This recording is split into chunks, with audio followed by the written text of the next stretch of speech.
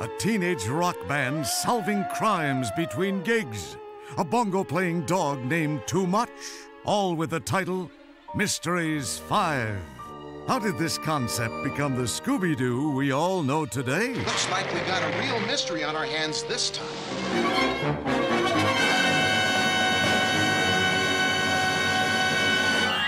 When Scooby was being developed, I was vice president of daytime programs for CBS, which included the children's schedule on the weekends. ABC put an animated version of the Beatles on and just beat the daylights out of CBS.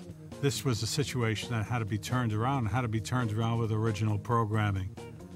And at that point in time, there was only one studio to go to for really dependable material, and that was Hanna-Barbera. Bill Hanna and Joe Barbera had produced theatrical cartoons for MGM for years, and the theatrical cartoon market had dried up, so they started producing them for television with Rough and Ready and Huckleberry Hound and Quick Draw McGraw. And they had Frankenstein Jr. and The Impossibles on CBS. Joe Barbera and Bill Hanna also were extremely creative guys. They came out of Tom and Jerry and did all those wonderful shorts. They did Yogi Bear and the Flintstones and Top Cat and Jetsons. I figured the way to beat the Beatles was to move on to the next thing. And my feeling was that the next major move was going to be comedy adventure. To take the basic adventure form, but put a twist on it. Well, what was really original about Scooby-Doo at the time was to find that strange little niche between a heavy adventure show like Johnny Quest and a funny show like Huckleberry Hound. It wasn't either genre. The mixture of those genres has been a staple in entertainment for years. Going back to Abbott and Costello Meet Frankenstein. Never been done on Saturday morning and never been done in animation. If we could capture the essence of what Abbott and Costello did, then we would end up with a big hit. We were writers at Hanna-Barbera. Our development time was like throwing Joe Barbera a bunch of ideas, come in, and trying to figure out what the network was looking for, etc. Well, Fred Silverman said he wanted to do a show with teenagers, and he wanted to be a comedy mystery. Sort of either the Archie kids or like Dobie Gillis. So out we went, and then Joe said, Freddie likes dogs. Let's see if we can put a dog in it, too. So we came up with a group of kids that were musicians, and we had the dog, which we called Too Much. Too Much was not a coward because it was a different situation. He was a bongo player, and they were just one of these musical groups that would travel around, and they'd fall into these mysteries. So we called the group the Mystery Five, and we typed up a presentation for Fred. I'll never forget this. We typed it up, and we had it shipped over to the Beverly Hills Hotel for him to read. And it was all that spooky night and, stormy and ghosts and, all this kind of stuff. Well, we found out he read it like at 6 o'clock in the morning, and we thought, oh, God. And Fred says, don't like the dog and get rid of the band. And Fred hated the title Mysteries 5. And it was like you just saw that all this enthusiasm for the show was going right down the drain because you didn't have a title.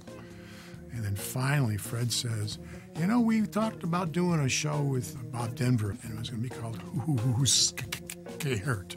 We all went, great idea, Fred. That's a terrific title. And so it became Who's Scared? What happens is that because certain things changed, characters suddenly do things that you don't expect them to do. And Scooby and Shaggy became the team. And they were both cowards. Shaggy and Scooby, again, came out of the Bob Hope thing, which is we're making both Bob Hope scaredy cat kind of guys, but they always were heroic. They're not going to hide when their friends are going to be creamed by this horrible monster. They're going to try to do something. As stupid it is, they're going to do something. And they were like two peas in the pod, and they were always, having fun with each other. So that changed the dynamics of the show. They all had a shtick. Daphne, she was a bad luck, danger-prone Daphne, where she'd do something in a bad, something would fall and break just when it shouldn't, and the ghost would hear him. Velma was, of course, the smart one, the analytical one, the scientist and so forth. He always come up and said, we can see that the Chinese writing is really, if you hold it up to the mirror, it says something and so forth. If I remember my ancient Aztec, these inscriptions say this room is dedicated to the moon goddess. Freddie's the leader, and he was the guy that came up with the Rube Goldberg kind of contraptions and so forth. That character started off, I think his name was Jeff, and then he became Harvey, and then all of a sudden Fred came in and said he was going to be Fred. So I guess he had something to do with that. And while this is going on back and forth, the design guys would start working on the characters and coming up with the look of the characters and the dog. Well, Hanna-Barbera had a number of wonderful artists working for them. They had this little creative brain trust that had Jerry Eisenberg and Alex Toth and also Iwo Takamoto, who became kind of the head stylist and art director for the studio. And what Iwo did was come up with designs for a lot of the characters that were simple, and yet the characters have life and they have expression. From a visual standpoint, I use an approach in which I would use almost a geometric series of shapes that I felt that they were talking about in their description of the characters. For instance, Fred was a V because he was sort of athletic, broad-shouldered, and etc. And the S curves for Daphne, who was who was sort of narcissistic in her feelings about style and etc.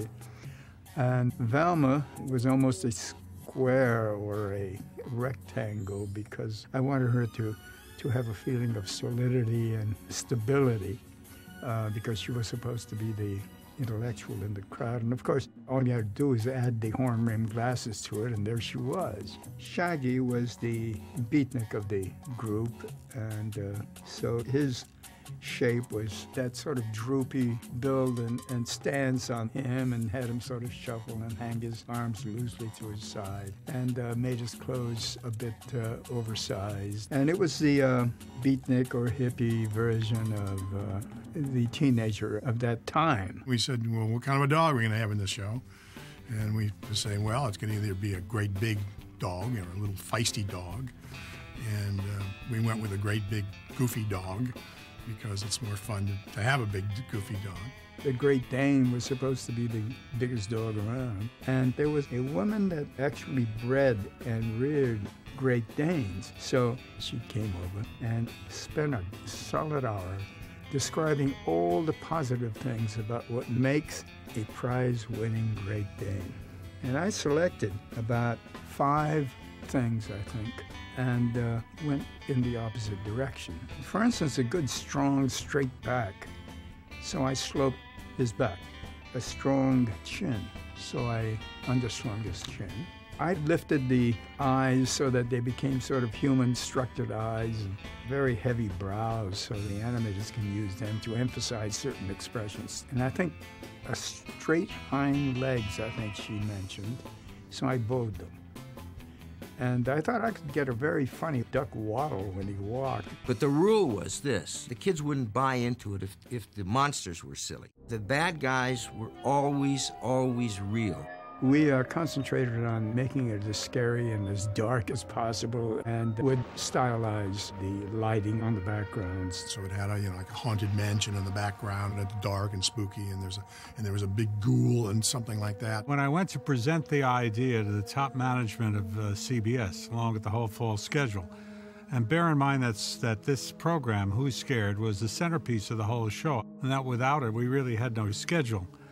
And I went up there, and Frank Stanton, who was president then, a very somber man, said, "That's too violent. We can't put that on the air." They were scared to death. They went, "We can't put this on the air. It's too frightening for these kids." Every parent in America was going to call in and say, "Why are you giving my kid nightmares?" And I said, "Well, my Lord, what am I going to do? Without this show, we have no schedule." And so I called up Joe, and I said, "Get everybody together at the studio. We really got to regroup on this thing." So I booked a flight on the red eye, and as we were approaching Los Angeles and landing, a light bulb went off, and I said, "We'll take that dog, we'll move him center stage, make him the star of the show, and call the show Scooby-Doo, Where Are You?" So he came back and he says, "Scooby-Doo is the name. It's the name of the dog, and it's the name of the show, and he's the star and the whole thing." It was the same basic concept. Do the same horror stories, and they were very, very scary. But what would soften the entire thing was the fact that you had this big buffoonish dog, and he was the equivalent of Costello in the Abbott and Costello movies. The dog saved the show. Without the dog, there would be no Scooby-Doo. Scooby-Doo changed the rules for Saturday morning. Once that was established as a hit, that was the model and that was the template, and an awful lot of shows started out with someone saying, okay, instead of 4 kids and a dog solving mysteries, let's have 3 kids and a cat, or let's have 4 kids and a duck. When I moved to ABC, I guess the people at CBS didn't recognize how important Scooby was to the schedule because they let the option expire. I just jumped on it. I said, buy it. Scooby was just money in the bank. He was the star, and quite a few shows got launched by being married to Scooby-Doo. They would just put these things together hoping that kids would watch the entire show and wouldn't channel surf. And I said, we really ought to take this and make it big and important and do an hour. But let's introduce a second character. It's a great opportunity to create a new star. And basically, let's take the same thinking that went into Scooby-Doo, where we kind of made fun of the horror genre, and do this with the superheroes. The Dynamite thing came out of some of the stuff we were just developing. Originally, it was from a thing we developed that we called Wonder Mutt, and it was the same dog, but he was from outer space, and he had all these contraptions and telescoping and all these powers, et cetera, et cetera. The Dynamite concept was basically kind of a put-on of Batman. Where you had a very, very stern Batman kind of character. And Dynamite was the equivalent of Robin, but he was going to be kind of a goofball, where he could never get anything right, much to the consternation of his boss. It was just the counterplay of one of the two, you know what I mean? It was he's so hero, and you got a moron there for your sidekick. Just like I like him, BF. Sunny side up. Dog wonder. He was always getting messed up by this dog that just was mechanical, and it was, couldn't get two left feet. It just worked very, very naturally. So we had a very, very compatible companion piece for Scooby, and what was to become the Scooby-Doo Dynamite Adventure Hour. And the Scooby-Doo gang is still out there solving mysteries, building on their impressive legacy of over 350 episodes which have aired in 160 countries around the world. As for Dynamite and his long-suffering partner, Blue Falcon, they're still remembered as one of the funniest crime-busting duos in cartoon history. Dynamite? Like Scooby-Doo? Yeah! Not bad for a couple of dogs.